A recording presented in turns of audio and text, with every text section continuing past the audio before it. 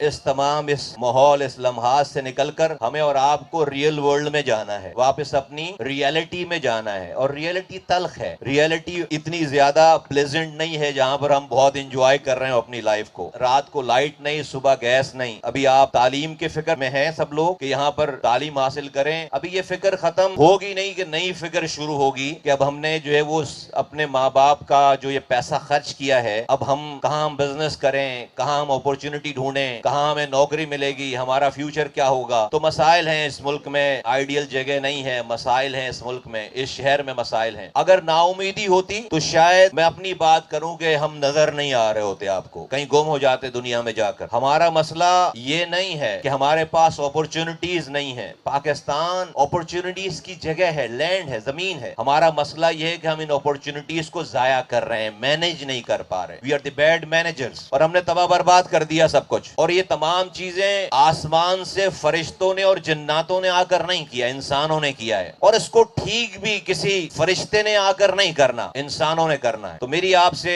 اس موقع پر جب میں آپ سے بات کر رہا ہوں، آپ کو دیکھ رہا ہوں، آپ کے جگمگاتے چہروں پہ نظر جاتی ہے تو امید اور بڑھتی ہے، اور ایک فیوچر ہمارا جو ایک بلیک ویسے نظر آتا ہے وہ بلیک نہیں ہے، بہت روشن ہے، میرا یہ ایمان ہے، اور انشاءاللہ تعالیٰ ہم اس کو کریں گے۔ لیکن ہمیں ایز اے قوم سمجھ کر کچھ فنڈامنٹلز کو ٹھیک کرنا پڑے گا۔